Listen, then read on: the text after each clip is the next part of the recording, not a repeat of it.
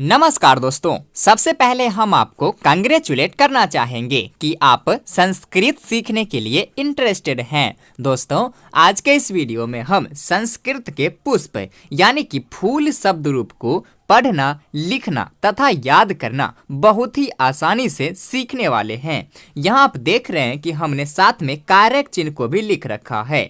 इस कारक चिन्ह के माध्यम से हम इन सभी शब्दों के एक एक मीनिंग को भी जानेंगे कि इन सभी शब्दों का क्या क्या अर्थ होता है, कौन से शब्दों का प्रयोग हम कहाँ कहाँ करते हैं। यानी कि आज का ये वीडियो बहुत ही ज़्यादा यूजफुल होने वाली है, इसलिए आप बने रहें हमारे वीडियो के लास्ट तक। और चलिए करते हैं वीडियो को स्टार्ट।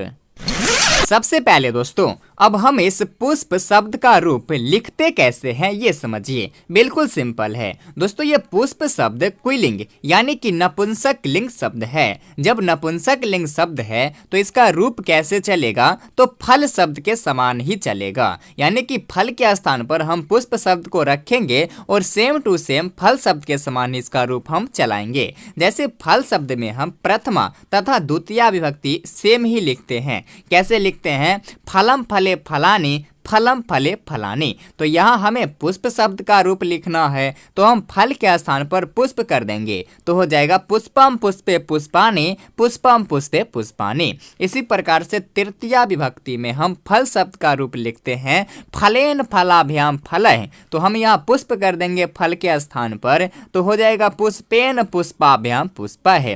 इसी प्रकार से आगे फिर चतुर्थी विभक्ति में लिखेंगे पुष्पाय पुष्पाभ्याम पुष्पेभ्यः। पंचमी विभक्ति में लिखेंगे पुष्पात पुष्पाभ्याम पुष्पेभ्यः। षष्ठी विभक्ति में लिखेंगे पुष्पस्य पुष्पयो पुष्पानाम। फिर सप्तमी विभक्ति में लिखेंगे पुष्पे पुष्पयो पुष्पेषु। और फिर लास्ट में संबोधन कारक होता है, जब हम पुष्प शब्द को संबोधित करते हैं तब तो हम एक वचन में लिखेंगे हे पुष्प, द्विवचन में लिखेंगे हे पुष्पे, बहुवचन में लिखेंगे हे पुष्पानि। चलिए अब हम इस कारक चिन्ह के माध्यम से इन सभी शब्दों के एक एक मीनिंग को समझते हैं। फिर हम इसे याद कैसे करना है बिल्कुल सरल तरीके से, इस बात को हम समझेंगे।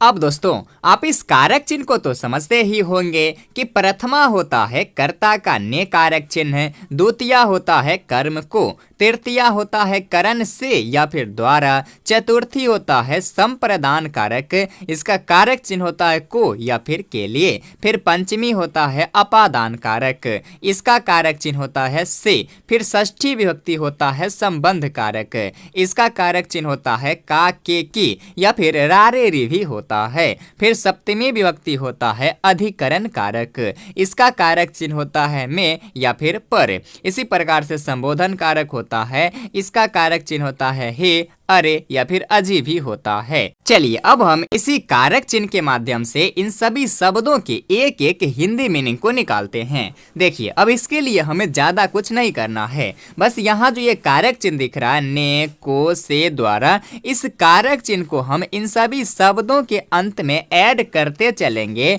तो हमें इन सभी शब्दों के हिंदी मीनिंग निकलता चलेगा, वो भी बिल्कुल सरल तरीके से। देखिए जैसे यहाँ पुष्पम पुष्पे पुष्पानि, एक वचन में पुष्पम, द्विवचन में पुष्पे, बहुवचन में पुष्पानि। अब ये एक वचन, द्विवचन तथा बहुवचन क्या होता है इसे तो आप समझते ही होंगे, नहीं तो एक मिनट समझ लीजिए। जिससे एक का बोध होता है उसे हम एक वचन कहते हैं, जिससे दो का बोध होता है उसे हम द्विवचन कहते हैं, तथा जिससे दो से अधिक का बोध होता है उसे हम बहुवचन कहते हैं। तो यहाँ एक वचन में कहता है पुष्पम, द्विवचन में पुष्पे, बहुवचन में पुष्पानि। ये कौन से विभक्ति है? तो प्रथमा विभक्ति है। और इसका कारक चिन्ह क्या होता है? तो ने, यानी कि एक वचन में है पुष्पम, यानी कि पुष्प शब्द का प्रयोग एक वचन में एक फूल के लिए किया गया है, तो हम बोलेंगे फूल, क्योंकि पुष्प का हिंदी क्या होता है? फूल, या फिर हम पुष्प भी बोल सकते हैं। तो हम यहाँ फूल बोलेंगे फूल और इसके साथ ने कारक चिन्ह को ऐड करेंगे तो हो जाएगा फूल ने। इसी प्रकार से पुष्पे, ये द्विवचन में है, यानी कि यहाँ पुष्प शब्द का प्रयोग दो फूल के लिए किया गया है, तो हम बोलेंगे दो फूल और इसके साथ ने कारक चिन्ह क्या हो जाएगा? दो फूल ने। इसी प्रकार से फिर बहुवचन में पुष्पाणि, ये बहुवचन में है, यानी कि इसका प्रयोग बहुत सारे फूलों के लिए किया गया है। तो फूल का हम बहुवचन करेंगे तो क्या हो जाएगा, फूलों। तो हम बोलेंगे फूलों और इसके साथ ने कारक चिन्ह को ऐड करेंगे तो हो जाएगा फूलों ने। बिल्कुल सिंपल है, एक वचन में है तो फूल ने, द्विवचन में दो फूल ने, बहुवचन में फूलों ने। इसी प्रकार से द्वितीया विभक्ति है कर्म कारक, इसका कारक चिन्ह क्या होता है, तो को। इसमें भी हमें ज्यादा कुछ नहीं करना है, बस जहां पर हमने ने कारक चिन्ह को ऐड किया, अब हम उस ने कारक चिन्ह को हटाकर को कारक चिन्ह को ऐड करेंगे। जैसे यहाँ पुष्पम था तो हमने बोला फूल ने, अब यहाँ भी पुष्पम है तो हम बोलेंगे फूल और ने को हटाकर इस को ऐड करेंगे तो हो जाएगा फूल को। इसी प्रकार से पुष्पे, ये द्विवचन में है तो दो फूल और ये कारक चिन्ह को ऐड करेंगे को, दो फूल को। इसी प्रकार से बहुवचन में है पुष्पाणि, फूल का बहुवचन करेंगे फूलों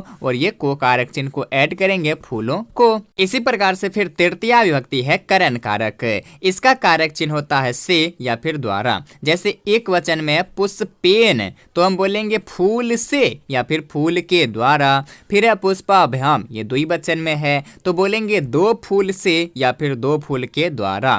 फिर बहुवचन में पुष्प है तो बोलेंगे फूलों से या फिर फूलों के द्वारा। इस प्रकार से यदि हिंदी में वाक्य रहे फूल को तो हम क्या लिखेंगे पुष्पम, फिर वाक्य रहे फूल से या फिर फूल के द्वारा तब क्या लिखेंगे पुष्पेन, और यदि वाक्य रहे फूलों से या फिर फूलों के द्वारा बहुवचन में तो क्या लिखेंगे पुष्प है। इसी प्रकार से वाक्य रहे फूल ने तो हम पुष्पम लिखेंगे, यदि वाक्य रहे दो फूल ने तो पुष्पे लिखेंगे। इस प्रकार से हम हिंदी के वाक्यों को संस्कृत में कन्वर्ट कर सकते हैं और संस्कृत के वाक्य को हिंदी में कन्वर्ट कर सकते हैं सिर्फ कारक चिन्ह के माध्यम से। देखिए आगे समझिए अब चतुर्थी विभक्ति संप्रदान कारक, इसका कारक चिन्ह होता है को या फिर के लिए। यहाँ पर भी हमें सेम तरीके से सिर्फ कारक चिन्ह को ऐड करते चलना है। जैसे एक वचन में पुष्पाय तो हम बोलेंगे फूल को या फिर फूल के लिए।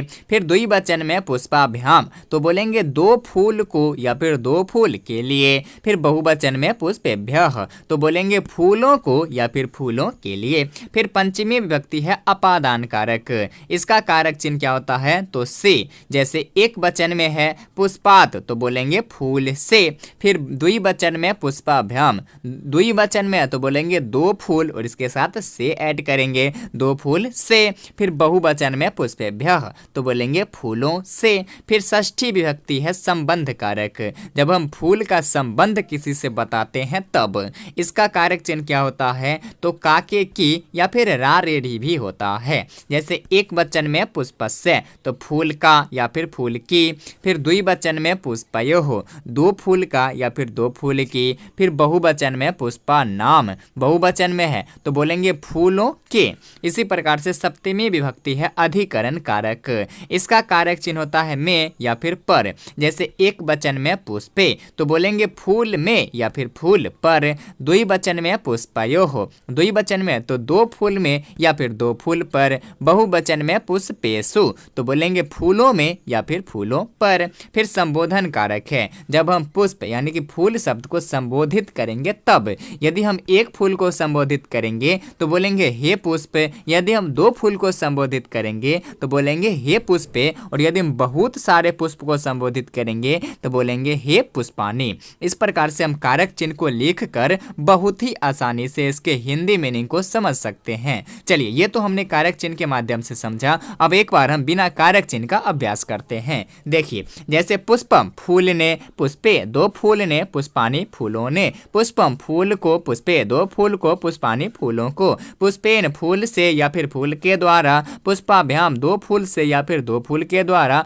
पुष्पय फूलों से या फिर फूलों के द्वारा। पुष्पाय फूल को या फिर फूल के लिए। पुष्पाभ्याम दो फूल को या फिर दो फूल के लिए। पुष्पेभ्य फूलों को या फिर फूलों के लिए। पुष्पात फूल से, पुष्पाभ्याम दो फूल से, पुष्पेभ्य फूलों से। पुष्पस्य फूल का या फिर फूल के। पुष्पयो दो फूल का या फिर दो फूल के। पुष्पानाम फूलों के।